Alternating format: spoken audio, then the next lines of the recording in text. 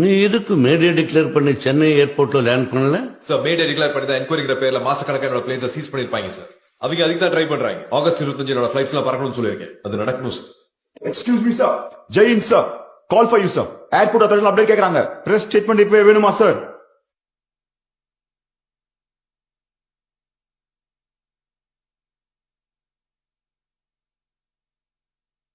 மூணு வருஷத்துக்கு முன்னாடி சவுதியா போயிங் எமர்ஜென்சி லேண்டிங் இதே ஏர் ஸ்ட்ரிப்ல ஞாபகம் இருக்கா சைத்தன்யா?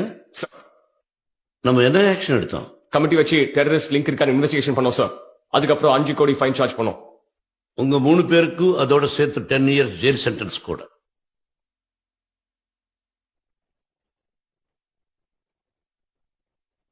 இதுவரைக்கும் டேக் ஆஃப் கூட ஆகல. அதுக்குள்ள இங்கிருந்து டெல்லி வரைக்கும் எதிரிங்க. விசாரிச்சுட்டேன். இவங்க தீவிரவாதிகளும் இல்ல, வேகாயமும் இல்ல.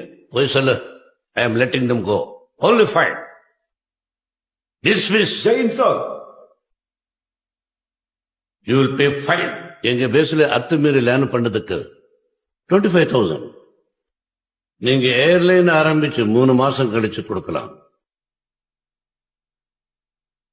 என்ன உங்களை எல்லாம் கட்டி பிடிச்சி வழிய அனுப்பிடுவான். போங்க.